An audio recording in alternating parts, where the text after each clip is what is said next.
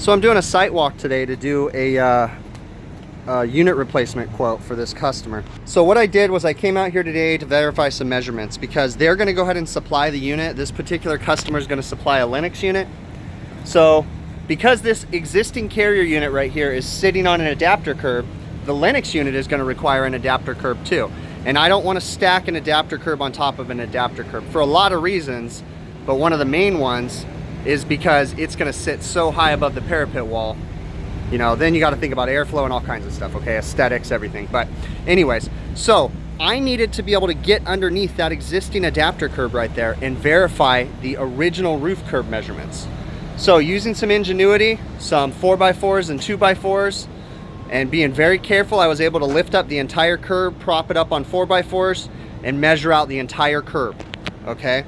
I did so, put the unit back down safely, nobody got hurt. Didn't take me too long. You just gotta be safe and use some ingenuity. Always paying attention to like the gas lines. If it was a rigid gas line, we couldn't do that. You know, just being careful. So with that being said, I was also able to go into a store file that I have for this customer. Not at this location, but I had another location that was a very similar prototype, and I was able to cross-reference some information and find out the original unit that used to sit here before there was an adapter curb installed. It was a 1980s Carrier 7.5 ton unit. I was able to get that model number and then take the dimensions of that unit and compare it to my measurements that I got on this, just to double check my measurements to make sure that I wasn't crazy or anything and everything matches up, okay? The other things that I'm paying attention to as I'm doing this survey is I'm paying attention to how far away this unit is from the parapet wall, because the new unit is likely going to swap 180 degrees. So I needed to make sure that I have room to do that, and I'll verify that once they send me their new proposed unit and curb adapter. But I have all the measurements from the parapet wall to the existing curb. I have all the measurements for the electrical and gas lines. I know all my information for electrical. Yeah, and that's pretty much it. Another thing you got to pay attention to is how far this unit sticks above the parapet wall. The city is not going to like the unit sticking any higher than it is already.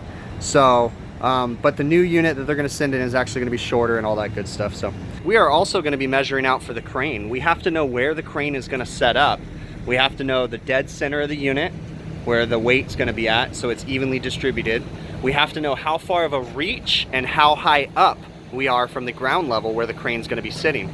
You have to factor in a lot of things into this. Like for instance, this particular restaurant, their parking lot is sitting on top of a parking structure. That parking structure has a load limit of 20 tons. I have to take that into consideration and speak with the crane operators to make sure that their rig isn't too heavy. So there's a lot of factors you have to think about when you're doing these jobs, okay? You can't just wing it and call Joe Schmo's crane and not give them that information, okay? Another really cool thing that you can do if you guys don't already know, of course I'm gonna measure out the dead center of this unit to the parking lot, where the dead center where the crane would sit, and then I'm gonna measure the height of the building so that way we know how far of a reach it needs.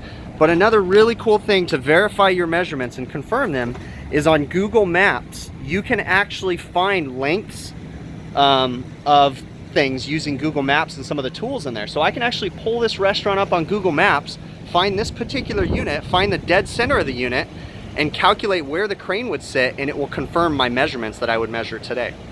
So you always, like I said, always want to look at the big picture and try to think about everything, so that way these jobs go smooth, safe.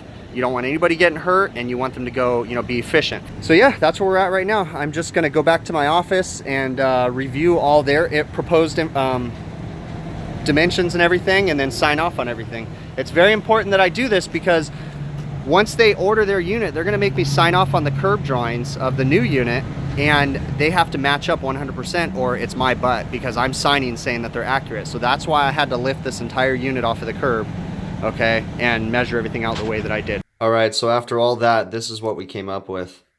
We've got a carrier package unit of 7.5 ton. This is all the information that I need to submit proposals to replace this unit. And like I said before, the customer is going to supply this unit, but they make me sign off on the curb adapters and all that good stuff. So basically, I've got all the information, existing unit, how tall it is, you know, so that way when they send me their dimensions, existing roof curb, I can tell them exactly how tall the new unit's going to be, how far or below the parapet wall it's going to stick, you know, all this information. I've got rough dimensions on the gas lines, drain lines, roof curbs, and then we come up with, this is my layout as far as the unit from the parapet wall. So, because like I said, they're probably going to ship me a unit that takes this existing unit and flops it 180 degrees. So I need to make sure that I have that room. So on one side of the unit, I only have 40 inches to the parapet wall, and this is from the roof curb. And then the same thing over here, 30 inches to the parapet wall. So, and then this is what I come up with, the existing unit. These are the exact dimensions. Because like I said, I was able to lift that unit up on all four corners and measure everything out to get the identical measurements. So that way we know 100% sure when I sign off on those dimensions, this is going to be perfect.